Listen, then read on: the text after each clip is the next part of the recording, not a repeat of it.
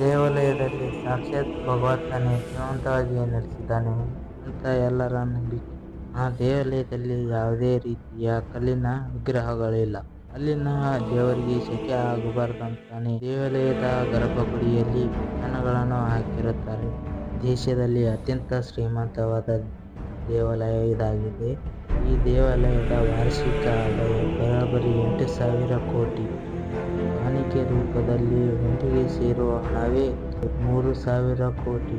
ಅಲ್ಲದೆ ದೇಶದಲ್ಲಿ ಅತ್ಯಂತ ಶ್ರೀಮಂತ ದೇವಾಲಯದಲ್ಲಿ ಈ ದೇವಾಲಯ ಮೊದಲನೇ ಸ್ಥಾನದಲ್ಲಿದೆ. ಈ ದೇವಾಲಯದ ಹೆಸರು ಭಾರತದಲ್ಲಿರುವ ಪ್ರತಿಯೊಬ್ಬರಿಗೂ ಗೊತ್ತು. ಈ ಜಾಗಕ್ಕೆ ಹೋಗಿ ನಿಂತ್ಕೋಬೇಕಂದ್ರೆ ಸುಲಭದ ಮಾತಲ್ಲ.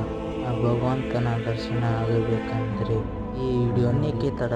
ಕಲಿಯುಗದ ವೈಕುಂಠ ಎಂದೇ ಹೆಸರುವಾಸಿಯಾಗಿರುವ ತಿರುಮಲ ಶ್ರೀ ವೆಂಕಟೇಶ್ವರ ಸ್ವಾಮಿಯ ದಿವ್ಯ ದರ್ಶನ ಮಾಡೋಣ ಬನ್ನಿ.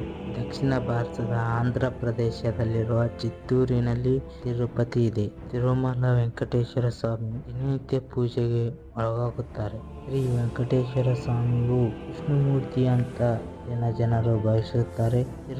ತಿರುಮಲ ತಿರುಪತಿ ಗರ್ಭಗುಡಿಯಲ್ಲಿ ವಿಗ್ರಹಗಳು ಮಾನವರ ಕೈಯಿಂದ ಮಾಡಿದ್ದಲ್ಲ, ಬದಲಾಗಿ ತಿರುಮಲದಲ್ಲಿ ಸ್ವಯಂಭೂವಾಗಿ ದೇವರು ನೆಲೆಸಿದ್ದಾನೆ ಎಂದು ಜನರ ನಂಬಿಕೆ.